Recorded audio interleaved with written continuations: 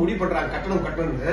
அப்ப அவங்க என்ன பண்றாங்க, எம்ஜிஆர் கிட்ட வந்து கேக்குறாங்க. அப்போ அந்த காலத்திலேயே எம்ஜிஆர் அரசு மூலமாக, தமிழ்நாடு அரசு மூலமா நமக்கு கொல்கத்தாவில் திறக்க போறாங்கன்னு சொல்லி 5 லட்சம் ரூபாய் அரசு நிதியா கொடுக்குறாரு.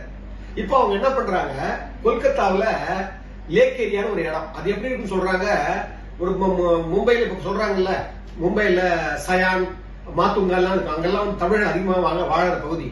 அதே மாதிரி டெல்லியில பாத்தீங்கன்னா கரோல் பார்க்கு ராமகிருஷ்ணாபுரம் எல்லாம் நிறைய அங்க இடம் இருக்கும், அங்கெல்லாம் தமிழர் தான் அதிகமா வாழ்வாங்க. அது மாதிரி கொல்கத்தாவில் லேக் ஏரியாவில் இன்னைக்கும் தமிழர்கள் அதிகமா இருக்கிறவங்க. நல்லா கவனிங்க, அந்த இடத்துல ஒரு அதாவது எங்க சொல்றாங்கன்னா, அந்த அந்த முக்கியமான லேக் ஏரியா பகுதியில ஒரு கட்டடம் வாங்குறதுக்கு எம்ஜிஆர் கொடுத்த அந்த 5 லட்சத்துக்கும் இல்லாம எல்லாத்தையும் கலெக்ட் பண்ணி ஒரு பெரிய நிர்மாணிக்கிறாங்க, கட்டடம் வாங்குறாங்க. அந்த கட்டிட திறப்பு விழாவுக்கு தான் எம்ஜிஆர் கூப்பிடுறாங்க சிஎம் இருக்கிறதுக்கு.